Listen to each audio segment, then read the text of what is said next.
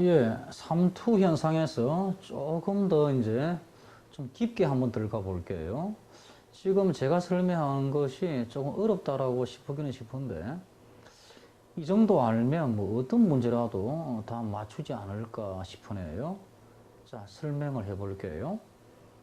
자, 지금 이 상황에서요, 여기가 지금 순수한 물이고, 여기는 포도당 용액이네요. 지금 가운데다가 반토막을 놓아두었다고 합시다.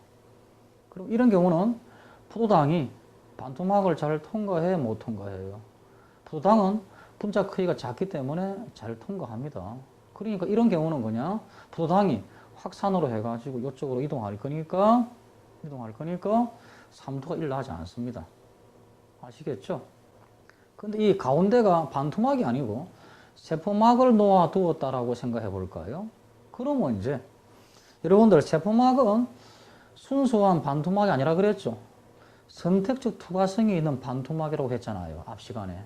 하여튼 선택적 투과성이 있는 반토막, 세포막 같은 거를 놓아두었다라고 한다 그러면 여러분들 포도당이 세포막을 잘 통과해요, 못 통과해요?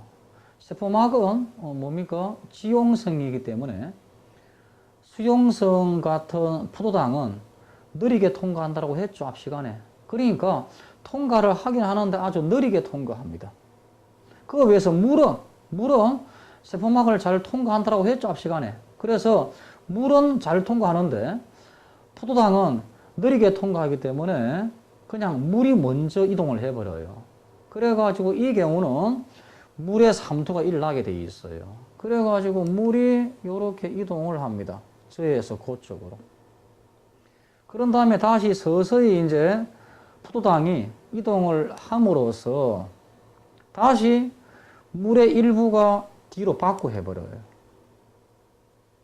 왜 그러면 물의 일부가 다시 뒤로 바꾸 되냐? 그거는 좀 이따 설명할게요. 여하튼 이러한 일이 일어나는 거예요. 그래서 반토막을 놓아두었을 때하고 세포막을 놓아두었을 때하고 결과가 다르다 하는 거, 그걸 또 잘 이해해 주시기 바랍니다.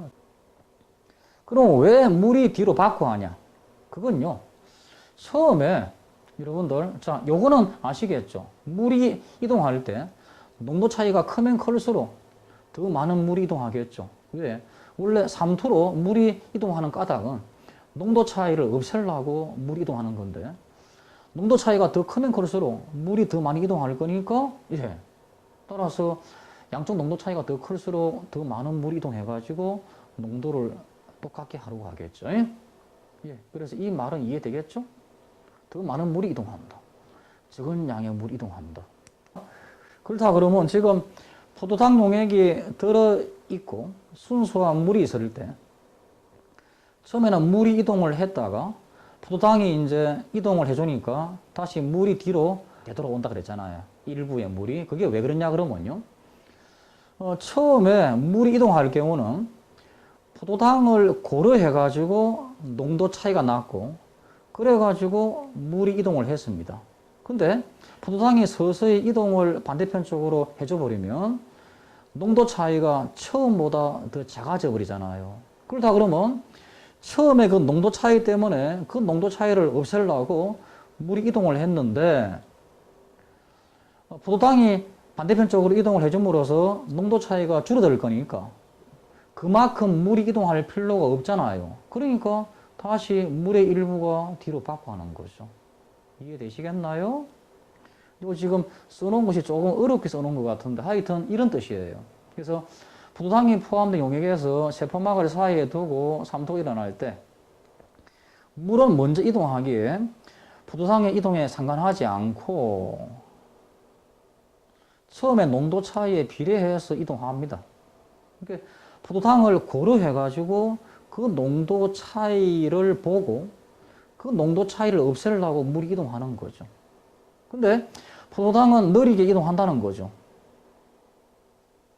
그래서 포도당이 반대편 쪽으로 이동을 해버리면 농도 차이가 처음보다 작아진다는 거죠. 그래서 처음에 그 농도 차이를 없애려고 물이 이동을 했는데 그만큼 필요 없다는 말이잖아요. 그래서 다시 돌아온다는 겁니다. 요게 조금 말이 어렵게 되어 있는데 하여튼 이런 뜻입니다. 이렇게 이해하시면 돼요. 자, 아까 이 그림이었죠. 그래서 처음에 물이 이동을 했는데 포도당이 반대편 쪽으로 이동을 해주니까 농도 차이가 처음보다 작아져 버릴 거니까 물의 이동이 덜 필요한 거죠. 그러니까 다시 뒤로 받고 한다는 겁니다. 그래서 물의 일부가 되돌아온다 하는 그런 뜻입니다. 이해되겠습니까?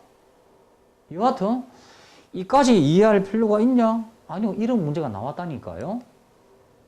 자, 조금만 더 알아볼게요.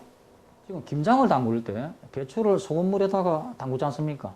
이걸 뭐 소금물로 절인다 그러는데, 자, 이때 일어나는 과정을 한번 설명을 해 볼게요. 여러분들 뭐 배추를 소금물에다가 절이는 이유 뭐죠?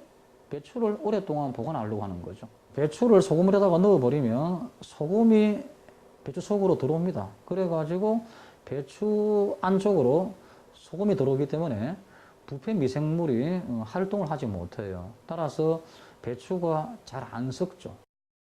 자, 소금물을 통에다가 넣고 배추를 넣었습니다.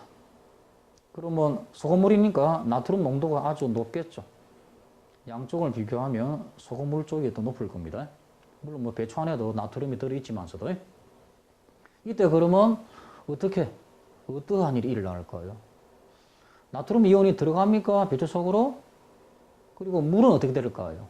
여기가 농도가 높고 여기가 농도가 낮으니까 물이 농도가 높은 쪽으로 이동해가지고 배추에서 물이 빠져나온다. 이건 알고 있어요. 근데 나트륨 이온이 그럼 어떻게 될까요? 나트륨 이온이 들어갑니다. 여러분들, 나트륨 이온이 세포막을 통과합니까? 안 통과합니까? 통과를 못하죠. 하지만 세포막에는 나트륨 이온을 이렇게 통과시키는 그러한 막 단백질이 있다라고 했죠. 그래서 그 막 단백질 때문에 이동을 합니다. 이동을 하는데요. 물에 이동하고 막 단백질을 통해서 나트륨에 이동하고 비교를 하면 나트륨의 이동이 훨씬 느립니다. 물의 이동이 훨씬 빨라요. 그러니까 이 경우도 물이 먼저 이동을 해버립니다. 삼투에 의해서. 따라서 물이 빠져나오죠.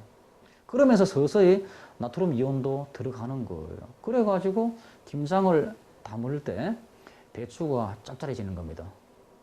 그런데 많은 그 수업할 때 물만 빠져나온다고 이렇게 그냥 설명을 하고 마치더라고요. 아니요. 물도 빠져나가면서 이렇게 나트륨도 이동을 하는 겁니다. 예스. 다시. 예. 배추로부터 물이 빠져나오고 소금기가 들어온다. 이런 식으로 이해를 해야 한다는 거죠. 다시 물은 뒤로 일부가 되돌아가는 겁니다.